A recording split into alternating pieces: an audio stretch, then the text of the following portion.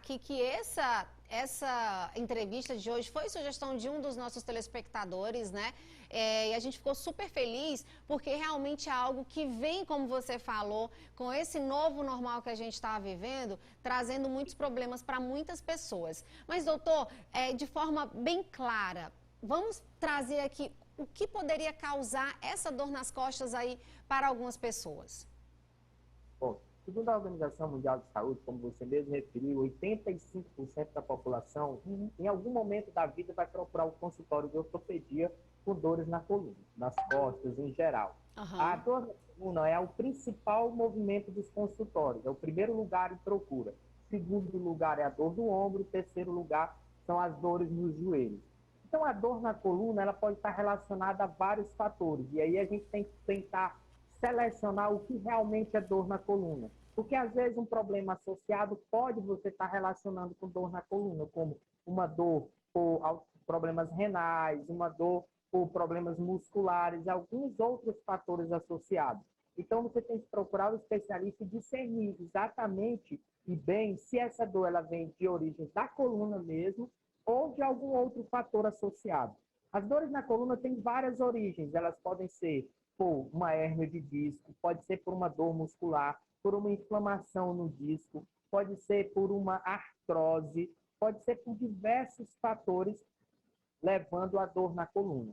Atualmente, essa mudança de posição em que as pessoas saíram do trabalho do escritório, que havia uma mesa ergometricamente adaptada, uma cadeira adaptada, tudo direitinho para trabalhar, e passou-se a trabalhar em casa, muitas vezes usando a mesa da sala, a cadeira da cozinha e várias outras coisas de forma adaptativa.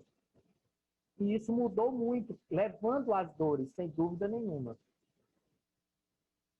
Aqui dos nossos telespectadores, doutor. E você aí de casa pode mandar perguntas, tá? A gente, doutor, tá aqui para esclarecer muitas dúvidas aí sobre dores nas costas. Bom dia, Revista Meio Norte. Sempre que eu passo muito estresse, eu sinto forte dores nas costas, doutor. Isso é normal?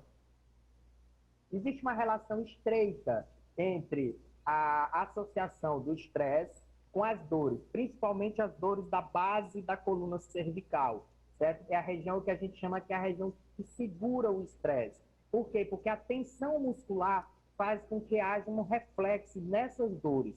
Então, quando você tem uma, sei lá, uma raiva, alguma coisa desse tipo, ela tende a somatizar com as dores, principalmente na coluna e principalmente na base da cervical, que é a região onde a gente encontra os chamados tender points, que são os pontos de tensão dolorosos. É muito comum. É muito comum, né? Tem mais uma pergunta aqui que enviaram para o meu WhatsApp, perguntando se ficar muito tempo deitado pode causar dor nas costas ou ter algum outro problema de saúde? De dores, assim, ortopédicos? Com certeza. Se você fica muito tempo na mesma posição, sem variar os pontos de pressão, certamente você vai ter dores. Se você fica muito tempo numa posição que está numa posição que não é a posição fisiológica, você vai ter dor, com certeza. Então, ficar muito tempo, seja sentado, seja deitado, é recomendável que a cada 2 horas, e isso vai para os famosos concurseiros, tá? Pessoal que estuda muito para concurso, que passa 4, 5 horas seguidamente estudando. A cada 2 horas, o aconselhável é você levantar, fazer um alongamento, dar uma respirada, oxigenar os tecidos e aí você volta a continuar, seja deitado, seja sentado, seja a posição que for. Entendido. Por isso que em viagens longas também, né, doutor, é aconselhável a pessoa levantar, esticar as pernas, dar uma caminhada, que é para poder dar aquela alongada, né? Exatamente. Se você está fazendo uma viagem longa, é aconselhável a cada 2 horas você levantar. Se é de ônibus, levanta, vai até o banheiro. Se é de avião, da mesma forma. Usar Aham. uma teia de compressão, se for uma viagem muito longa. É sempre aconselhável para que você consiga fazer um turnover da sua vascularização. A gente tem mais pergunta aqui, doutor. Ó, doutor, sinto muitas dores nas costas durante mandaram aqui para o meu celular também, Júnior. Sinto muita dor nas costas durante a menstruação. Isso é normal? É normal, as mulheres desenvolvem um pouco mais de dor durante a menstruação. Primeiro, volta naquele fator anterior, que é o fator do estresse. Quando você tem a menstruação, você tem um pico hormonal. E esse pico hormonal leva a vários fatores. E as mulheres sabem muito bem que é um período muito estressante. Então, elas ficam muito estressadas, ficam irritadas. Isso, por si só, já causa as dores. E também tem os desconfortos, diminui a atividade física no período menstrual. Então, tudo isso, e o próprio pico hormonal faz com que os fatores de transmissão das informações musculares, eles diminuam, levando a casos de dores, com certeza. Certo, doutor, a gente tem muita pergunta aqui, doutor. Está vendo? Realmente é um assunto que atinge muitas pessoas, né, doutor? E ó, tem mais uma pergunta aqui pra gente. Depois eu queria que depois dessa pergunta, doutor, você falasse um pouquinho sobre hérnia de disco, né? Mas antes de responder essa pergunta pra gente, doutor, eu sinto muito dores nas costas trabalhando em pé. Será que é por isso? Como é? Trabalha em pé por muito tempo, né? Ela diz que não pode, não consegue se mexer por tantas dores nas costas. Você me ouve bem? Sim, sim. Ok. Porque volta aquilo que a gente falou agora há pouco. Você fica Doutor, desculpa lhe interromper. Ela também perguntou se isso tem a ver com Covid, né? Não. Isso tem a ver com alguns fatores que têm que ser relacionados. Aquilo que eu falei agora há pouco, muito tempo na mesma posição, e ela fala que fica muito tempo em pé. Aí você tem que ver como é que está a estrutura muscular. Às vezes a pessoa está com um pouquinho de excesso de peso, e esse peso vai forçar exatamente na região da coluna. Às vezes a pessoa não está fazendo uma atividade muscular compensatória, fortalecendo essa coluna. Às vezes já é um pouco mais de idade, já tem um pouco de artrose, isso também favorece. E eu não vejo relação com o Covid, não. Para dor na coluna não há relação com o Covid. Pelo menos não tem nada oficialmente confirmado. É claro, o Covid é uma doença muito nova. Existem vários fatores associados e várias coisas que ainda está se descobrindo. Sim. Mas, inclusive com muitas dores musculares no período da infecção. Mas depois, passado, você não tem uma relação direta com dores por causa do Covid, não. O que a dor na coluna é? Você imagina ali uma ponte, como a ponte estaiada, e aqueles cabos que seguram a ponte estaiada. Aquilo é a musculatura que faz o fortalecimento da coluna. Se aquela musculatura, se aqueles cabos estiverem enfraquecidos, aquela coluna ela vai tender a movimentar, a variar, e essa mobilidade vai causar dor. Então, aqueles cabos são os músculos.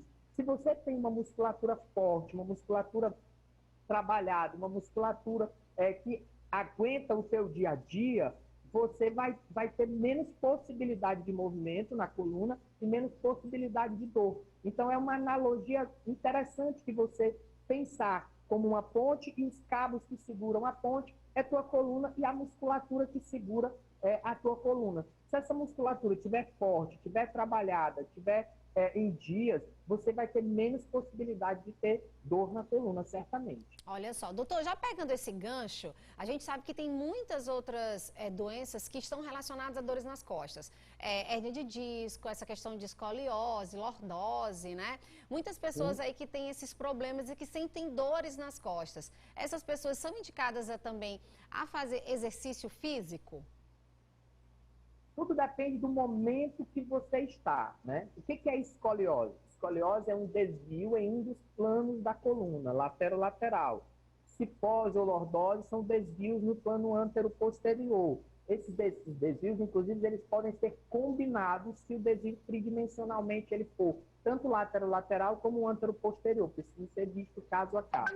Então, e a hérnia de disco? O que é a hérnia de disco? Nós temos as vértebras na coluna, entre uma vértebra e outra tem um disquinho, que é uma estrutura pulposa, uma estrutura gelatinosa, que protege o impacto de um disco no outro, falando de uma forma bem clara para ser entendido. Então, quando esse disco se movimenta, ele pode andar. E quando ele anda para trás, ele comprime o canal onde passam as raízes.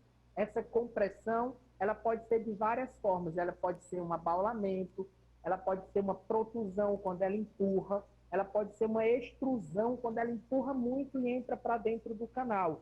Essas são as etapas da famosa hérnia de disco. Nossa. Entendeu? Então, o disco herniou, o disco andou da posição A para a posição B. E esse andar dele é que vai comprimir o canal e causar as dores. Apenas 2% das dores na coluna são as reais hérnias de disco. Então, para você ver o tanto de variação, 98% das dores na coluna são causadas por outros fatores, como artroses, dores musculares, uma posição ruim de trabalhar, uma inflamação em um outro órgão. Apenas 2% são realmente hérnias de disco. Então, entendi. você tem que examinar bem, fazer um exame legal para poder você ter a total convicção do que nós estamos tratando, né? Certo, doutor. Olha, a gente convidou, doutor, também, dois profissionais na área de educação física para dar dicas também de fortalecimento da coluna, que são exercícios aí que você pode fazer em casa, né, doutor? Aliado ao médico ortopedista e ao educador físico também para trazer uma melhor qualidade de vida. Vamos ver. Primeiro exercício é isometria.